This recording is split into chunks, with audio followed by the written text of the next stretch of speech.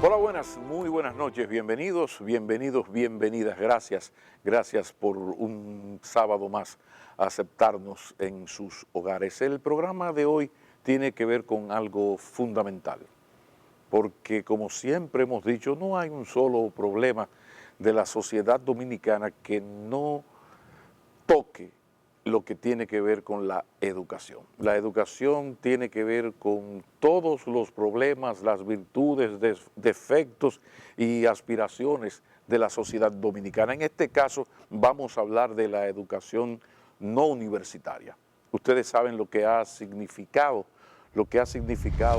este asunto del coronavirus, esta pandemia, para la educación de las escuelas, la educación no universitaria. Ha sido todo un desafío y el Ministerio de Educación ha diseñado un plan con sus técnicos, se llama Educación para Todos, preservando la salud.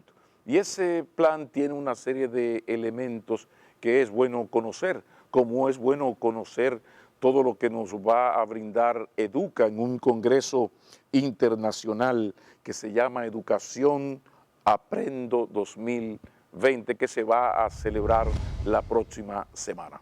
El desafío es grande, insisto, porque el coronavirus nos ha transformado la vida a todos y de todas maneras, pero en todo ese universo destaca la educación. La educación por su importancia y porque nos ha sacado a los muchachos de las escuelas, ha retrasado todo, y la importancia de la asistencia de los muchachos a la escuela, a las aulas, es algo prioritario, primario, número uno, primero por su formación, pero también tiene que ver con lo que representa la escuela pública en un país con los niveles de pobreza del nuestro, con esta nueva familia donde ya la familia tradicional, papá sale a trabajar, mamá administra el hogar y me educa y me cuida, eso también ha cambiado mucho. Entonces la escuela es el centro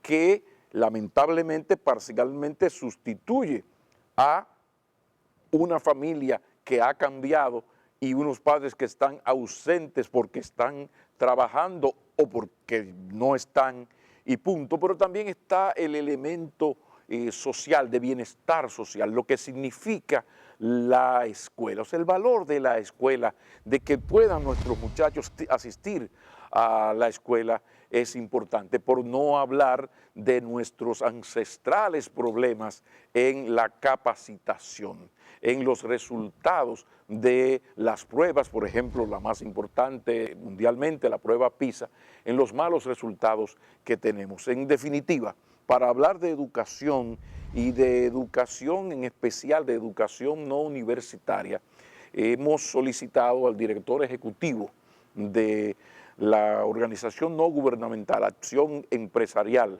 Educa, pues que venga para acá, que se siente con nosotros a orientarnos un poco, insisto, por la importancia que tiene la educación en la vida de un hombre, de una mujer, de una sociedad, de un país y del mundo. Ahora que estamos en los tiempos de volver a aprender, ahora que gracias a Dios están cambiando todos los sistemas de educación y la educación tiene que ver más con prepararse para la vida que con el manejo de unos conocimientos que a veces no nos servían para nada. Nos vamos a una breve pausa. Cuando retornemos, el director ejecutivo de Educa, el profesor Darwin Caraballo, estará con nosotros. No se vayan muy lejos. No. Buenas noches, Darwin Caraballo. ¿Cómo se siente? ¿Cómo está Educa? ¿Te puedo tutear? ¿Eso Por está supuesto que permitido? sí, claro que sí, Pues Pablo. bienvenido al programa. Gracias a ustedes una vez más por estar aquí y por conversar sobre temas de educación.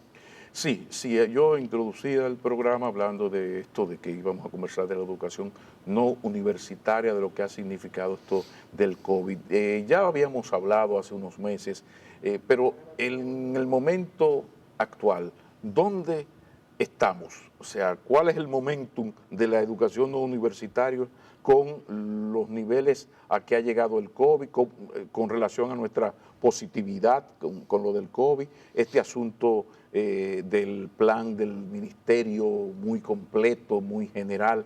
Hablemos de eso, vamos a introducir el tema por ahí, por favor. Claro que sí, todos sabemos que estamos experimentando y viviendo la historia, estamos en un cambio de época provocada por un efecto de origen natural que no lo preveyó nadie.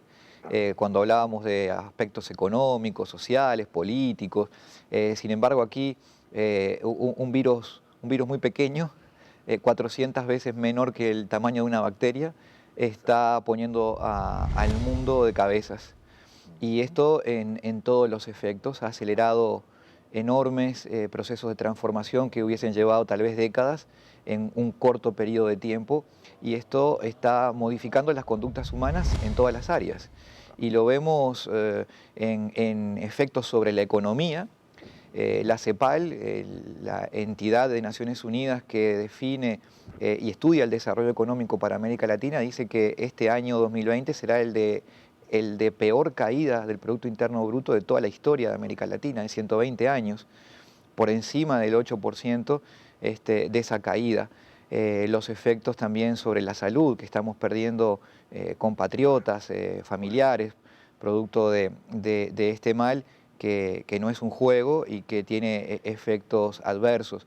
Y en el caso particular de la educación, desde que se planteó esta pandemia, más de 1.400 millones de niños en todo el mundo fueron afectados por esta situación, que la primera reacción fue cerrar las escuelas y retraerse para experimentar qué ocurría con un virus desconocido y con efectos que no estaban claros cuál pudieran ser.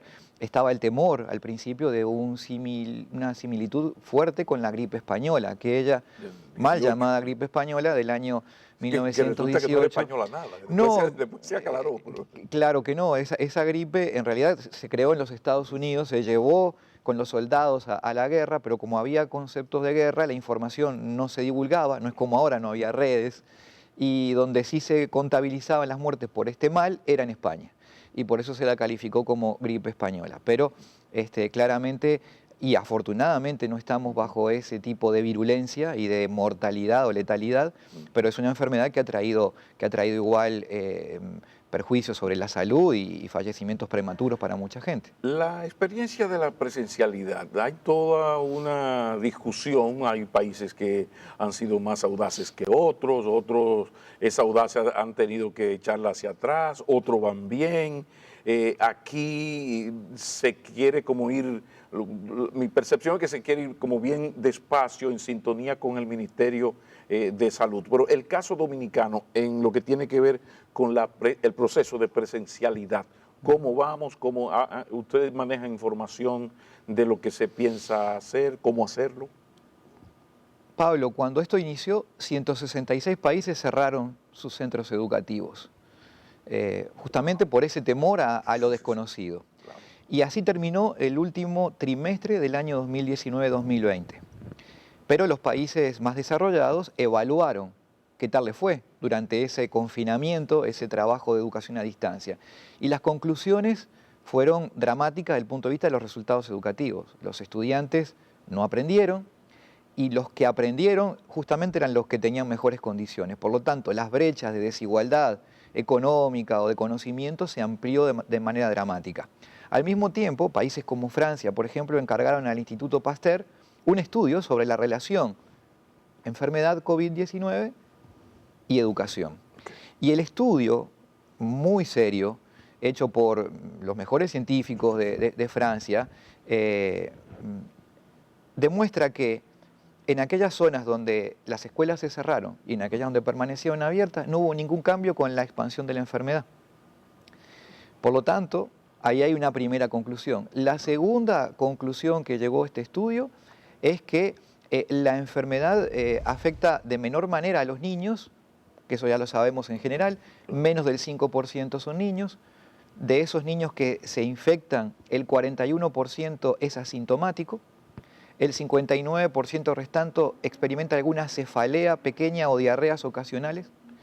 y que además no son vectores de contagio, que era otro de los principios que se pensaba al comienzo. No son vectores de contagio, demostrados científicamente. No son vectores de contagio los niños menores de 12 años. De 12 años. Okay. Porque luego de los 12 años ya el adolescente comienza a parecerse al adulto.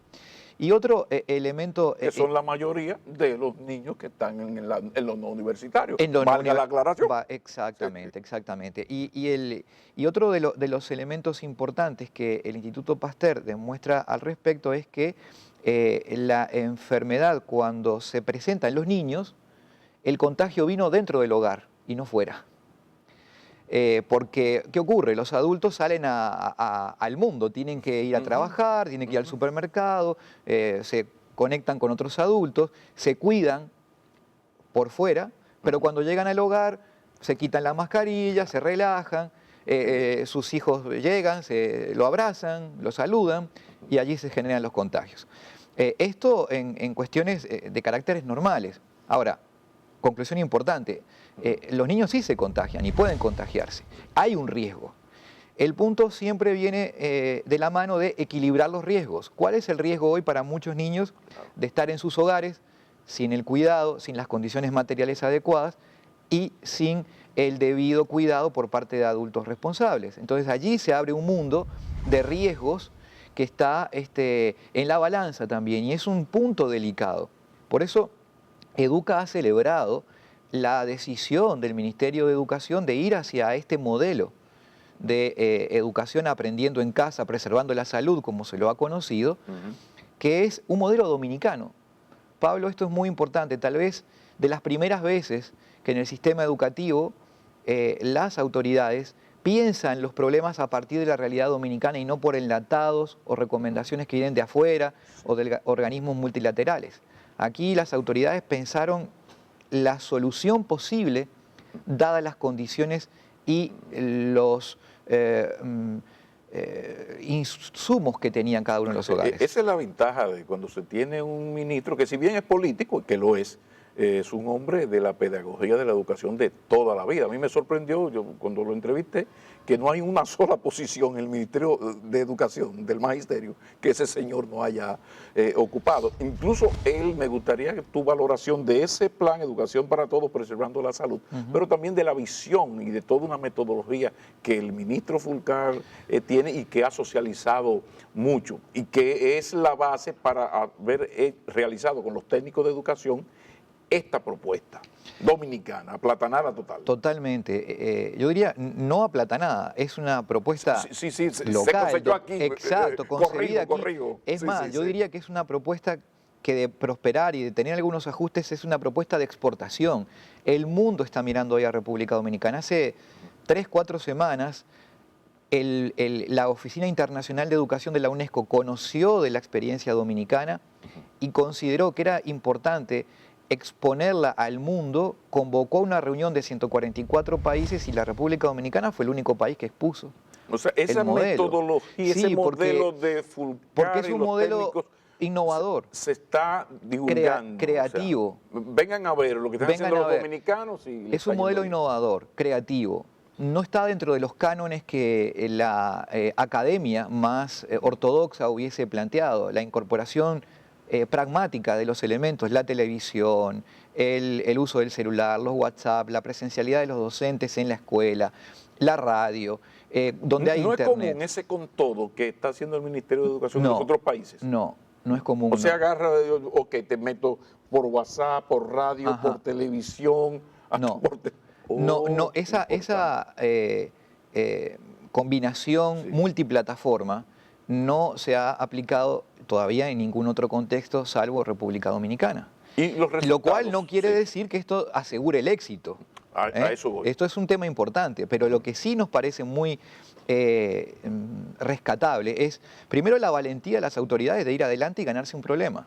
Era más fácil para cualquier gobierno, como lo hicieron en la región, bajar las cortinas de la educación hasta que la pandemia en teoría pase, que no va a pasar tan pronto, eso va como paréntesis y tal vez podemos insistir y profundizar después.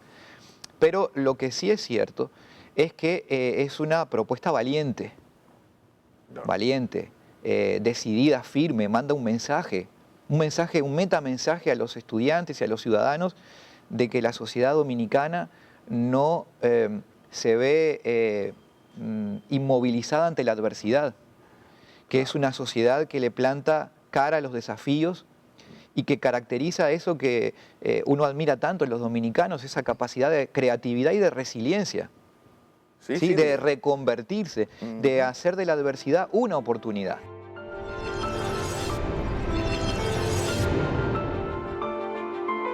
Y existe la posibilidad de, cuando se cumpla, por ejemplo, el primer trimestre de este modelo, de aplicación de este modelo, hacer algo parecido al Instituto Pasteur, o sea, estudiar los resultados, ver qué ha pasado, como hicieron los... Creo que lo que está haciendo Educa y también el Ministerio de Educación, en su gran medida seguro, es monitorear, porque la evaluación aquí no sirve hacerla ex post, porque llegaríamos a una autopsia de la experiencia. Sí, sí. Hay que ir Día a generando los ajustes día a día para poder hacer ese ajuste, ese fine tuning que exige un modelo, como sintonizar dónde opera mejor, porque aquí lo que sí se está es creando. Se está ensayando modelos nuevos y se está introduciendo algunas novedades que son dignas, Pablo y televidentes, de poder considerar como muy positivo.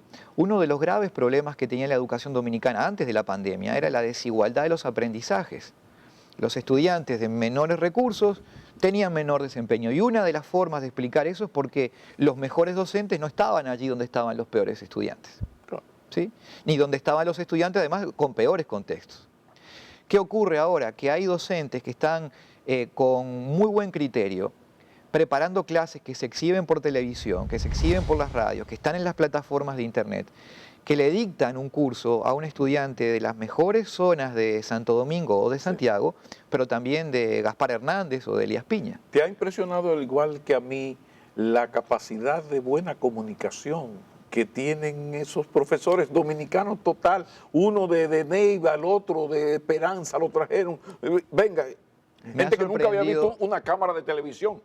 Óyame, ya quisiera Yarna Tavares, ahí hay unos, óyame, pero una cosa, Soy la Luna no maneja una cámara mejor que sus profesores. Hay algunos profesores que hemos visto ahí que nos han sorprendido de una manera impresionante, histriónicos, con actividades didácticas, manejando las cámaras como si toda la vida hubiesen estado en un estudio de televisión. Nos ha sorprendido la capacidad también de las productoras de televisión de montar estrategias creativas, innovadoras. Por eso es que el traer aquí elementos que no estaban orientados hacia la educación, valiéndose de un menú de señales de televisión que no es común en la región. La República Dominicana es muy rica en señales de televisión y señales de radio, ¿sí? Sorprendentemente rica, utilizando todos esos recursos para ponerlo al servicio de... y este elemento, a nuestro juicio, va a generar un antes y un después en el proceso de formación de la calidad de los estudiantes. Si lo combinamos con otras herramientas que son importantes. Porque esto se puede ya mantener. Cuando esto vuelva a la relativa paz, cuando esto se logre la presencialidad, pon tú 3, 6, 9 meses, o sea que, sí, pero habrá un recurso ahí maravilloso. Sin duda. Eso se pensó aquí hace 5, no más, el gobierno 8 años, hace 13, 14 años que se pensó en sacarle provecho a la televisión, pero claro, no había la emergencia y se dejó. Mira, si hay algo que ha demostrado esta situación de pandemia es que la escuela, hemos caído en algo que era obvio, pero la escuela trasciende a los espacios de un aula, de un edificio. De la misma manera ahora que este docente estrella, este docente esos que te han sorprendido tanto a ti como a mí, que antes estaban reservados, anónimos, en un espacio para 35 estudiantes privilegiados.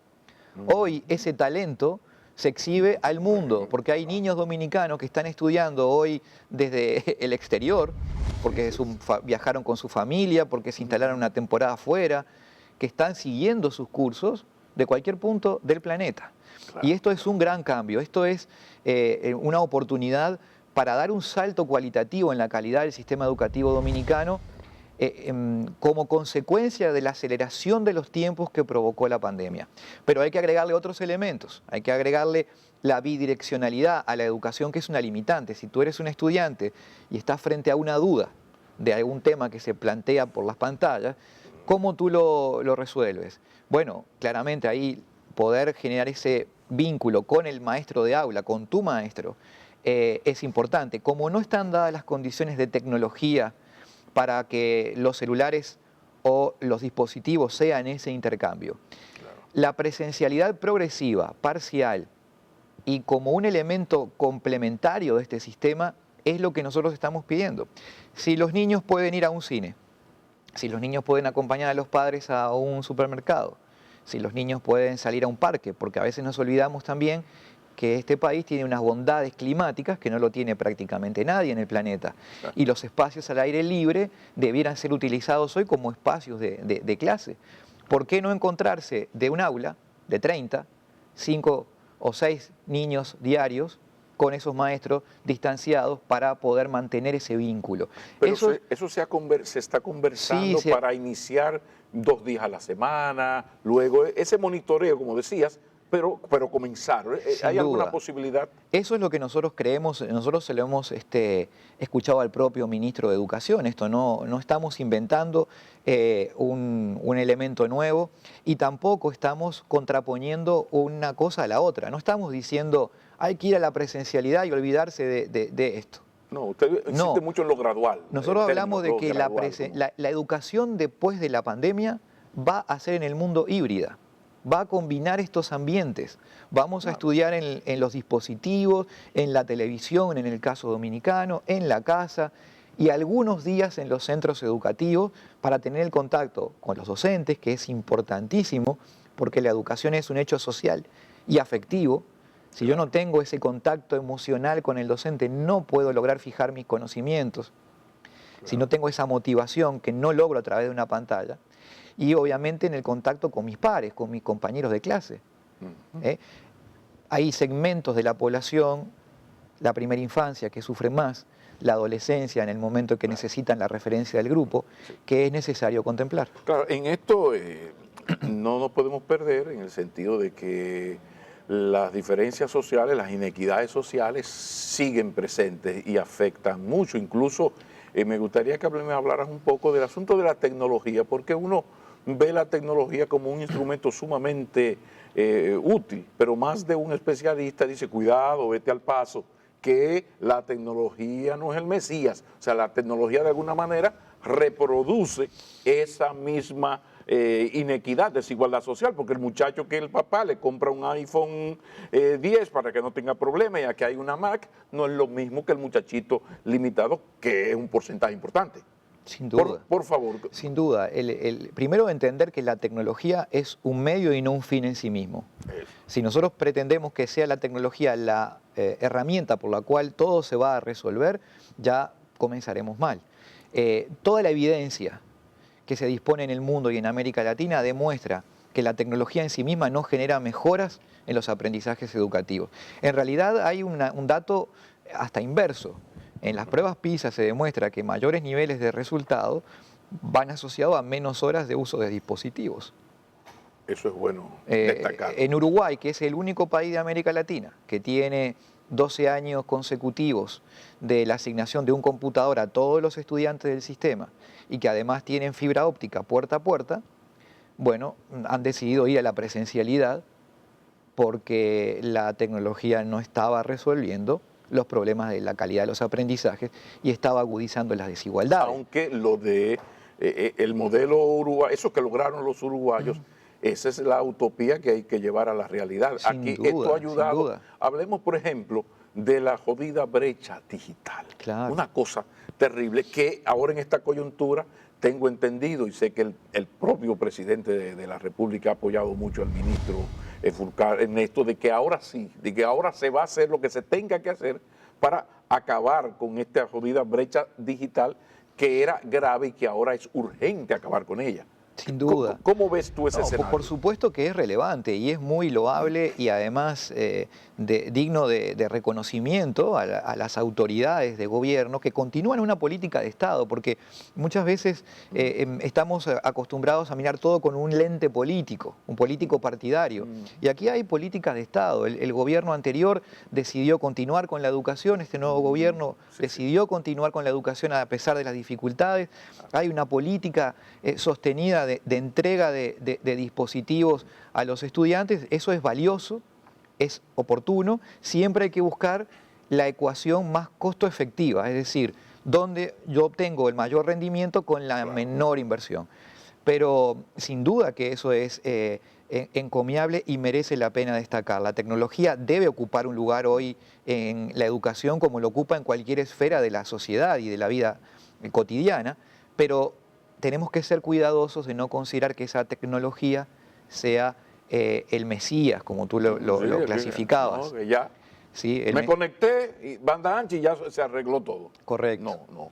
Y el tema de la deserción escolar, o sea, que ya era grave, pero ahora con al muchacho salir de, me imagino, corrígeme, que habrá un porcentaje de gente ya de un nivel de pobreza que le es difícil hasta tener el televisor, qué sé yo. O sea, ¿qué tan peligroso es postergar el comenzar, aunque sea 1 o 2 veces a la semana en el patio? Se pone el cosa, la cuestión esta, como el pizarrón, en el patio, en la cancha del basquetbol, se pone el patio. O sea, ¿cómo va eso y qué tan peligroso puede ser el no volver a algún nivel de presenciabilidad para evitar el peligro del muchacho que lo sacaste? Él estaba en quinto, el papá se lo llevó para la mueblería a ayudarlo y se embromó la cosa. Por favor, por favor. Pablo, la UNESCO Sí. estima que cuando pase la pandemia, 28 millones de niños y de niñas no retornarán jamás a la escuela. 28 millones de niñas y de niñas verán truncados sus sueños, sus posibilidades de desarrollo y su camino futuro tendrá que ser el de la marginalidad, la delincuencia, la prostitución. Por culpa de esto que estamos hablando. Exactamente. Entonces, el principal objetivo que en Educa hemos planteado, porque este es un año para establecer prioridades, un año de dificultades, menos recursos, menos tiempo, menos prácticamente de todo, salvo las ganas y la creatividad. Pero la primer meta, el primer objetivo que debiera trazarse el Ministerio de Educación es evitar que ningún niño o niña dominicana vaya a engrosar esas filas de los 28 millones de niños a nivel global que van a salir de la educación. Y eso es clave asegurarlo conteniendo a los niños dentro del sistema educativo. ¿Sí? Y para eso es clave el rol de la familia, el rol de la comunidad y el rol de la escuela como tal, como contención, ese maestro que esté atento a qué pasa con sus 30 o 35 muchachitos que están en la lista y que no sabe de Juancito o de Marianita.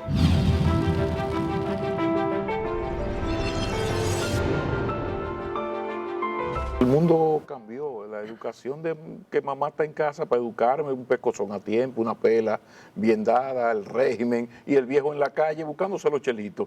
Esa familia cambió. O sea, no es como dice, no, que la familia se destruyó. No se destruyó, que esto cambió. Y eso tiene un efecto en la educación y hace más indispensable el tema de la educación en las aulas. No sería lo ideal, no. Pablo, pero, si será tan relevante lo que estás diciendo, que el 47% de los hogares en la República Dominicana tienen jefatura de un solo miembro, o de hombre o de mujer. Pero de ese 47%, 3 de cada 4 son mujeres. Mujeres que tienen que salir a ganarse el sustento.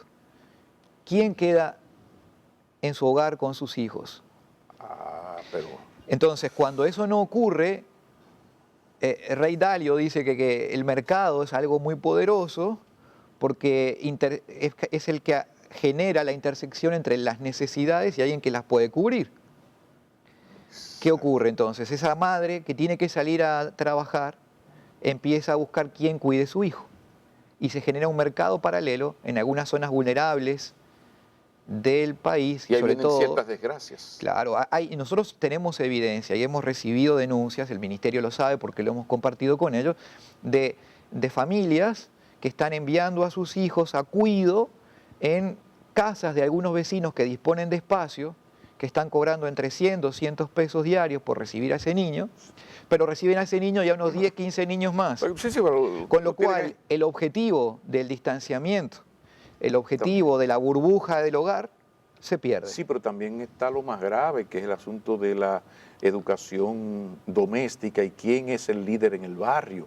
En la época, hace muchos años de eso, uno se levantaba novias en la primaria porque era buen estudiante y le hacía la tarea. O sea, hay un momento donde el liderazgo lo tenía el muchacho que era dirigente del FEFLAS en el liceo, el que era muy buen estudiante, el otro que era atleta. Ahora el liderazgo lo tiene el muchachito que es jodedor, le llaman jodedor, que es el que vende la droga al más bajo nivel, o sea, el del detalle, ¿no? Entonces de repente la familia cambia, el barrio cambia y ya no es la época donde a uno lo criaba la vecina, que también le podía dar una pela a uno, porque uno habló, digo 3 malas palabras, y uno no se atrevía a decirle a la mamá que doña Betania le dio una pela, porque venía otra pela. Ese mundo ya es de nuestras nostalgias. De nostalgias. Y entonces, sí. Bueno, y adicionalmente tenemos que ver que todo esto ocurre en un contexto donde hay mayores niveles de desempleo, mayor precariedad en los ingresos porque la actividad económica se ha resentido.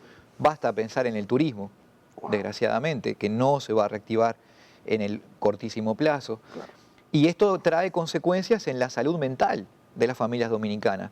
No es casual que el primer semestre del año, según Ministerio de Salud Pública, haya registrado 3 suicidios cada 48 horas.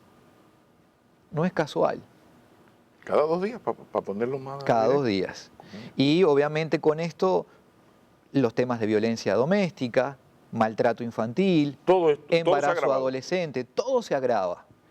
La escuela siempre ha sido el lugar más seguro para los niños y las niñas de lugares vulnerables. El hogar no necesariamente es un lugar seguro. Nosotros tenemos la fortuna de tener hogares seguros y de haber crecido en hogares seguros y llenos de amor. Y a veces ni Pero siquiera... eso no es lo que ocurre en todos los sectores sociales. Incluso ahora la cosa es tan grave que incluye a una clase media donde los dos son profesionales destacadísimos, se van a las 7 de la mañana para el trabajo, regresan a las 9. Sin Entonces duda. el muchacho a veces, quien lo cuida es cibaeño. Entonces el muchacho es hijo de 2 sureños y habla cibaeño. Y tú sí, ¿por qué? No, porque la claro. mamá es adoptiva. Claro. Sí, esto no tiene que ver con un corte socioeconómico. Lo que sucede es que en los hogares donde hay más recursos se puede resolver con dinero lo que no se puede resolver en los hogares más pobres. Tú tienes ese caso de los 2 profesionales, tienen la capacidad de pagarle a una señora que esté allí en su hogar. Pero hay madres solteras, esas 3 de cada 4 del 47% de los hogares que no tienen esa capacidad. Y hay que pensar en ellos también. Hay que pensar en ese tipo de estudiantes, hay que pensar en la primera infancia, que están perdiéndose el tiempo fundamental de construir las bases para un futuro aprendizaje. Hay que pensar en los niños con capacidades diferentes, que están ausentes y hay que hacerlos visibles, hay que hacer visibles a los invisibles. Qué buen punto es ese niño, lo que uno llama los niños especiales. Niños, sí. Todos los niños son especiales, claro. Sí, pero hay un eufemismo para uno no decir otra cosa. Hay algunos que tienen capacidades distintas, diferentes, Sí, que no pueden seguir una clase por televisión porque no disponen de visión o tienen problemas de audición. Sí. Eso es una limitante. ¿Qué estamos haciendo para ello? Aquí no se trata de plantear críticas. Siempre el espíritu de Educa y de sus miembros de junta directiva, de los empresarios que creen y apuestan en educación, que ese es su único interés. A mí me duele honestamente cuando siento que algunos comunicadores ligeramente plantean, bueno, Educa tiene intereses, porque aquí hay intereses empresariales. De verdad que la República Dominicana debiera sentirse muy orgullosa de algunos de los empresarios que tienen, que son héroes. Probablemente otros hagan honor a ese estereotipo tan castigado, pero hay otros empresarios que de verdad están destinándole recursos, tiempo, cuando pudieran estar haciendo otras cosas, comprometidos con que a este país le vaya bien en materia de educación. Y eso es lo que Educa busca. Pero en el caso de Educa, los hechos hablan por los hombres, las mujeres, pero también y sobre todo por las instituciones. Entonces, el caso de Educa, a los hechos y a los aportes uno debe remitirse y no hay que decir mucho más. No, sin duda, pero es importante a veces hacer explícito lo obvio y marcar que hay un interés en que la prosperidad y la educación venga de la mano de un mayor nivel de desarrollo del país. El tema de la positividad, que no es igual en todas partes. Está lo de provincias que tienen una positividad muy bajita. Estoy retomando porque me parece fundamental. Se ha conversado con el ministerio para ir, como hemos hablado, lo de la gradualidad, que ustedes utilizan mucho, para ir abriendo según el nivel de positividad. A menor positividad, claro, entonces yo puedo ir. ¿Se ha hablado eso? Porque creo que mencionaron a Elías Piña y Valverde, ¿no? Correcto. Nosotros hemos planteado ya en el mes de junio al Ministerio de Educación una serie de principios y lineamientos para el año escolar 2020-2021. Sí. Y uno de esos principios es la territorialidad. Hay que analizar el comportamiento de la enfermedad en un territorio. La enfermedad se expresa en el territorio. Hay zonas del país donde la enfermedad no está presente, donde los niveles de